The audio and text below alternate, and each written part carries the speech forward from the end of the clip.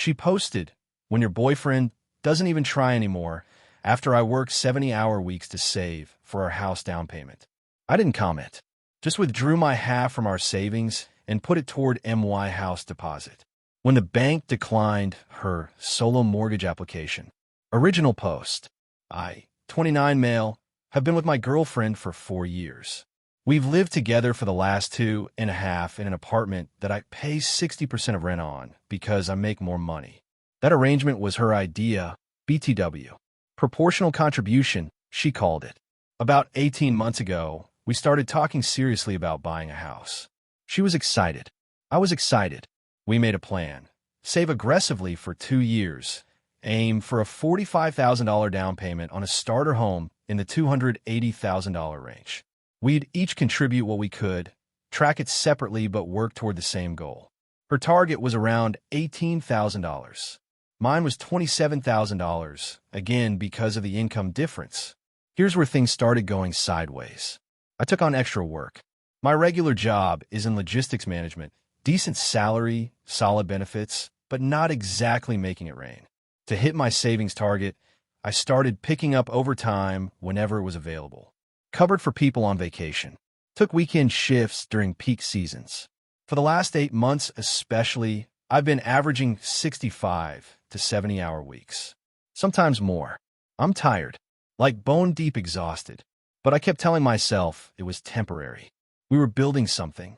A future. Our future. My girlfriend, meanwhile, was supposed to be saving too.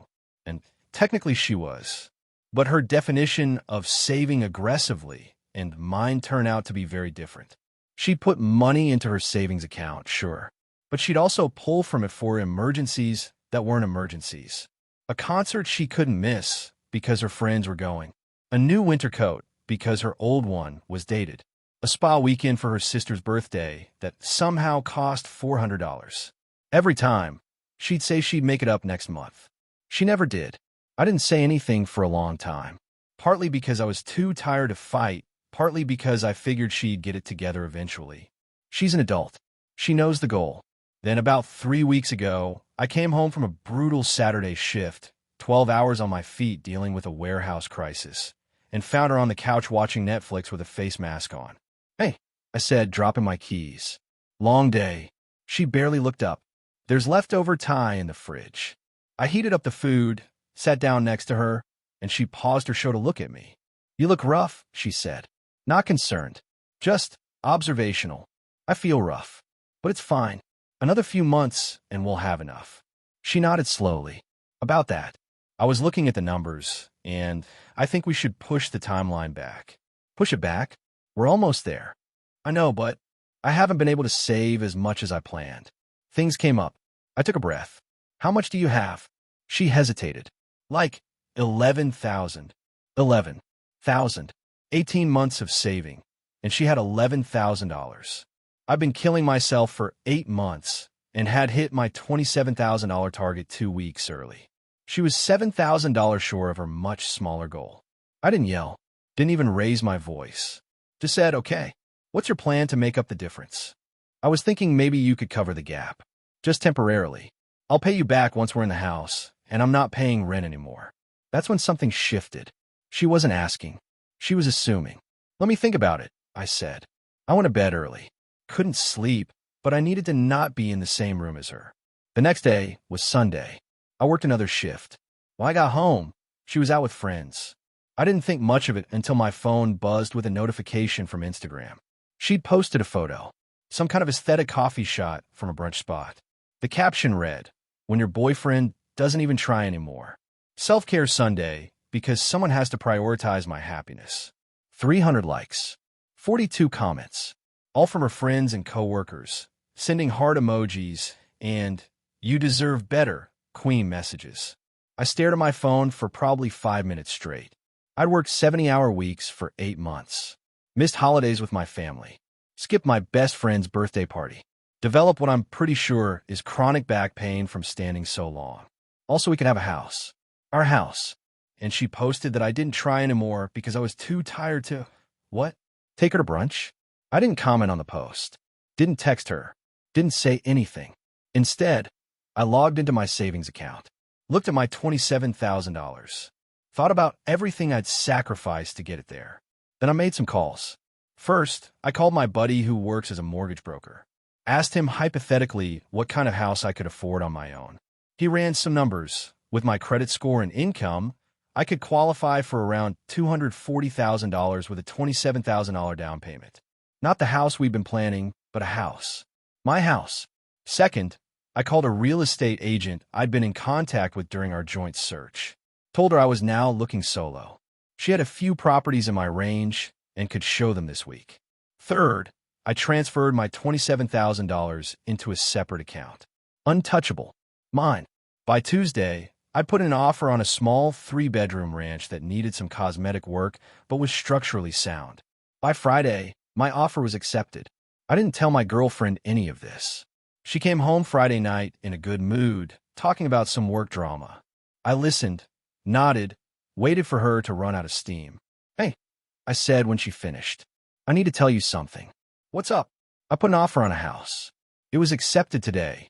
Her face did this weird thing. Confusion, then excitement, then confusion again. "Wait, what? We weren't supposed to start looking until next month. Did you find something amazing? Let me see the listing." "It's not for us. It's for me. I'm buying it alone." The silence that followed was almost physical. "What do you mean alone?" "I mean, I'm buying a house with my money. The money I saved. You're not on the mortgage. You're not on the deed." She laughed. Actually laughed. Very funny. "Seriously, show me the house." "I'm not joking. After your Instagram post, I realized we have different definitions of what trying looks like. So I decided to try for myself instead." Her face went white, then red. "My Instagram post? That was just venting. Everyone does that. You told 300 people I don't try anymore. After I worked 70-hour weeks for 8 months. Well, you spent your savings on spa weekends and concerts. I can't believe you're making this about money. We're supposed to be partners. Partners contribute equally. Or at least try to. You contributed $11,000 and a public accusation that I'm lazy. I contributed $27,000 and chronic exhaustion. That's not a partnership." She started crying. "Hard. You can't just do this. We had a plan. You can't just change the plan without talking to me. You changed the plan when you decided saving was optional. I'm just responding to the situation you created. So, what? I'm just supposed to find somewhere else to live. The lease here is in both our names. It renews in 4 months. I'll cover my portion until then, but after that, you'll need to figure out your own situation. Same as me." She grabbed her phone and stormed into the bedroom, slamming the door. The next few days were icy. She barely spoke to me except to make pointed comments about how some people abandon their partners when things get hard. Then, about a week later, she tried to buy a house on her own. I only know this because the mortgage broker she went to, not my buddy, a different one, is apparently friends with someone in my office. Word gets around. She applied for a mortgage with her $11,000 down payment and her income from her admin job. She got declined. Insufficient down payment for the loan amount she wanted, plus her debt-to-income ratio was too high because of her car payment and credit cards. The bank told her she'd need either a larger down payment or a co-signer. She didn't have either. Update 1, 2 weeks later. Things have escalated in ways I expected and ways I didn't. First, the expected stuff? She's furious. Like, genuinely seething. She's been alternating between cold silence and explosive arguments. The arguments all follow the same pattern. I betrayed her, I sabotaged our future. I'm financially abusive for not sharing my savings. That last one really got me. Financially abusive. I worked 70-hour weeks, saved every penny, and I'm the abusive one because I won't hand over my money to someone who publicly mocked me for not trying hard enough. I told her, "I'm not stopping you from buying a house. I'm just not buying one for you." She didn't have a response to that. Second, the unexpected stuff. Her family got involved. Her mom called me. Not texted, called. Old school. "I heard what's happening," she said. No greeting. "Okay, you're really going to leave my daughter homeless over a social media post?" "I'm not leaving her homeless. We have an apartment with 4 months left on the lease. She has time to figure out her next steps. Same as any adult. She's been counting on this house. You know that. She's been counting on my money. There's a difference. Her mom went quiet for a second. Then, you've always thought you were better than her, haven't you? I almost laughed. No, ma'am. I thought we were equals. She's the one who posted publicly that I wasn't enough. I'm just taking her at her word. She hung up. Her dad, weirdly, has stayed out of it. From what I've gathered through the grapevine, he thinks she was wrong about the Instagram post, but also thinks I'm overreacting. Classic fence-sitter. At least he's not actively attacking me. Her friends, though. Her friends have been a whole thing. One of them, her best friend since college, sent me a DM that was basically a bullet-pointed list of why I was toxic. Highlights included not supporting her emotional needs, prioritizing work over the relationship, and weaponizing financial stability as a form of control. I screenshotted it and sent it to my buddy with the caption, "I didn't know saving money was a weapon." He sent back a laughing emoji and said I should get that printed on a t-shirt. The house closing is scheduled for next month. Inspection came back clean, except for some minor electrical stuff that the seller agreed to credit me for. I've already started planning what I'm going to do with each room. The spare bedroom is going to be a home office. The basement has potential for a workshop. It's small, but it's mine. Meanwhile, my girlfriend, I guess I should start calling her my ex at this point, though we haven't officially said those words yet, has been scrambling. She asked her parents for money to supplement her down payment. They said no. Apparently, they're already helping her older brother with some debt stuff and can't stretch further. She asked her sister, who's still paying off student loans, and literally laughed at her. Then she came to me with a proposal. She sat me down at the kitchen table with this whole presentation vibe. Seriously, she had notes. "Okay," she said. "I know things have been tense, but I have an idea that could work for both of us. I'm listening. What if I move into a new house? Not as an owner, just as a tenant. I'll pay rent, fair market rate, and we can see if we can rebuild things. It's not ideal, but it's practical." I stared at her. "You want to move into the house I bought with the money I saved while you were posting about how I don't try hard enough?" I said I was sorry about that. "When?" She blinked. "What? When did you apologize?" "Because I don't remember hearing one." She opened her mouth, closed it, opened it again. I thought it was implied. It wasn't. And no, you're not moving into my house. That house is mine. It's the one good thing to come out of this mess. And I'm not going to let you turn it into another situation where I do all the work and you complain about the results. She threw her notes on the table. "You're being so petty about this." It was one post. It was one post that showed me exactly how you see our relationship. You see me as someone who should be grateful you're with him. Someone who needs to try harder to deserve you. I spent 8 months trying as hard as I physically could, and your response was to mock me to everyone you know. That's not one mistake. That's who you are. She didn't cry this time. Just went cold. "Fine. I'll find my own place. But good luck finding someone else who puts up with your workaholic nonsense. I'd rather be alone than be with someone who resents me for working." She slept on the couch that night. First time since we moved in together. Update 2, 3 weeks later. Things have reached a breaking point, and honestly, I'm relieved it's almost over. First, I closed on the house. Signed the papers, got the keys, walked through my empty living room, and just stood there for about 10 minutes. It's real. It's mine. Nobody can take it from me. The first night, I slept on an air mattress because I hadn't moved my furniture yet. Didn't care. Best sleep I'd had in months. Second, my now officially ex-girlfriend has been on a mission to make sure everyone knows her version of events. She posted again, this time a long paragraph about surviving financial abuse in relationships and how some people use money as a weapon to control their partners. No names, but anyone who knows us knows exactly who she's talking about. The comments were split this time. Her close friends rallied with the supportive stuff, but I noticed a few mutual acquaintances staying quiet. One of my coworkers who follows her sent me a screenshot with the caption, "Is she serious? You work yourself half to death." I didn't respond publicly. Didn't defend myself. The people who matter know the truth. The people who don't can believe whatever they want. But here's the thing that actually surprised me. Her boss saw the posts. My ex works at a mid-sized marketing firm. Professional environment, corporate clients. Her boss apparently follows her on Instagram. Probably a team-building thing that HR suggested at some point. When you post publicly about financial abuse and toxic relationships with enough identifying details that coworkers can figure out who you're talking about, it tends to raise questions. Her boss called her into a meeting to check in on her well-being. Standard HR stuff. My ex, thinking this was a sympathy play, unloaded the whole story. How her boyfriend, me, had abandoned her, how she was struggling financially, how stressed she was.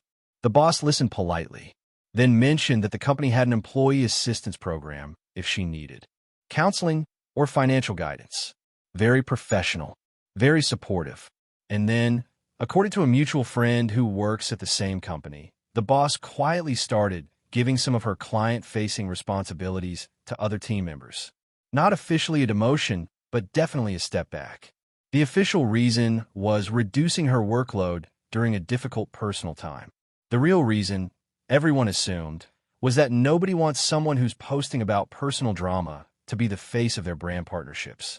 She's still employed, still getting paid, but she's been sidelined, and she knows it. I didn't plan for that to happen. It's just what happens when you air your grievances publicly and forget that your professional life and personal life aren't separate boxes. Third, the apartment situation. We officially had the breakup conversation about a week ago. She asked if I was really serious about not letting her move in. I said yes. She asked if I'd at least help her with a security deposit for a new place. I said no. She called me heartless. I called it boundaries. She's moving out next week. Found a one-bedroom apartment she can afford on her own. It's smaller than what she wanted, in a less convenient location, and she has to get a roommate to make the numbers work. She's furious about all of it. This is your fault, she told me. If you had just stuck to the plan, we'd be in a house together right now. If you had stuck to the savings plan and not posted about how I don't try, we'd be in a house together right now. But you didn't. So here we are. I can't believe I wasted 4 years on you. I can't believe I spent 8 months working 70-hour weeks for someone who thought I wasn't trying. She didn't have anything to say to that. Fourth, her mortgage situation got worse. She tried 2 more lenders after the first rejection. Both declined her for similar reasons. The last one actually told her that if she could save for another 12 to 18 months and pay down some of her credit card debt, she'd be in much better shape to qualify. 18 months of saving. Exactly what we were supposed to do together. Except now she'd have to do it alone, from a more expensive apartment, without a partner's income to fall back on.